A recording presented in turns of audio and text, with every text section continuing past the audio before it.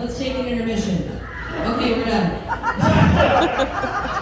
next comedian coming up. She's the only other girl coming up tonight. She's got a special place in my heart. Please give it up for Kaya Allen.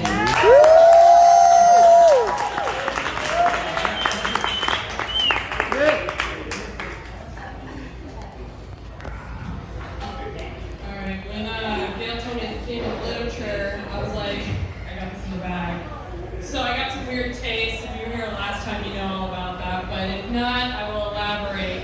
Has anyone ever read a book called Morning Glory Milking Farm? Alright,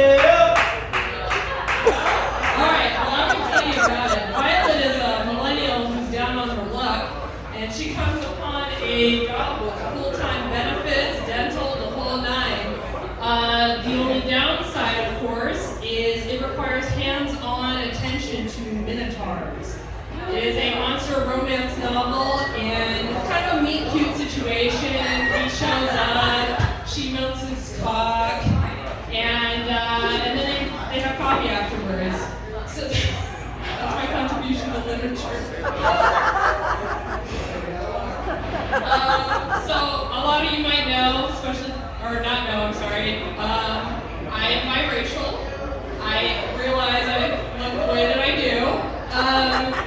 I didn't really know that that was the reality for me, like kind of how the world perceives me, until I was about 15 and I went to a sensitivity camp.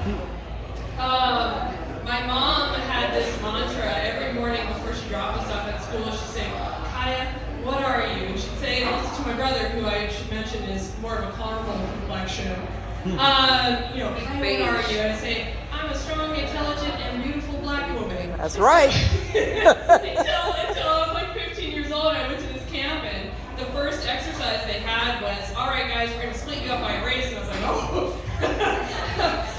this might be a problem. And I kind of came face to face with that, and I was like, well, I want to make everyone comfortable, so I went with the whites. And the whole exercise was like, hey, let's share some things about white history. And I, at this point, did not know anything besides like your normal basic level of white history, Washington, Thomas Jefferson, that normal stuff. And so they're coming around, they're like, all right, Cindy, what does white history mean to you? And he's like, potato famines. And he goes, I'm like, all right, Jeremiah, what does white history mean to you? And he's like, farmers markets. And it's to me, and he's like, Kaya, what does it mean to you? I'm like, colonization. And they're like, no, you can't talk about it. We don't talk about it. Well, that was 2005. We were talking about it then. Let's see. So I got kind of a win where the next exercise was they diversified. They're like, all right, we're not going to just split you up by race. We're also going to be like, hey, if you're queer, if you're, what else is there? Asian. You guys can choose your group. And I was like, oh, I got to win. I'm bisexual. Let's do it. So I could opt out of the whole race debate. So I think it's kind of fucked up because they had the black kids go first. They're like, all right, all black kids, you guys leave the room. They're like, all right, now that they're gone, we want you guys to list all the stereotypes that come to mind when you think of black people. And in my mind, I'm sitting in the back with all the rest of the queers being like, this is a fucking trap. Don't do it, guys. But, so they start, listing them off. I won't go into them because you've heard them already. And then the black kids come in and they go, all right, so they had the same assignment, but they didn't elaborate to us that we could do, good stereotypes. So, the black kids go first and they're like, we're really good at basketball and dancing and, all these things. And all the other kids are, kind of getting lower and lower in their seat. And they're like, oh, fuck, we didn't understand the assignment. And so then they reveal all of the answers that all the other kids, did while they were gone. And it was a little awkward. Afterwards, though, there's a very few amount of people that didn't know I was biracial that came up to me and they're like, who said we were ashy? And I was like, it was him over there. It was Jeremiah. Jeremiah was fucking problematic. I'm going to talk about Christmas for a little bit. I love my mother. She's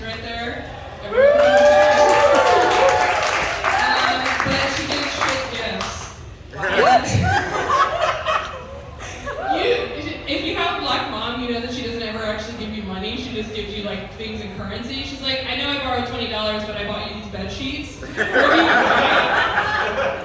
And we're like, no, that's how it works, bitch.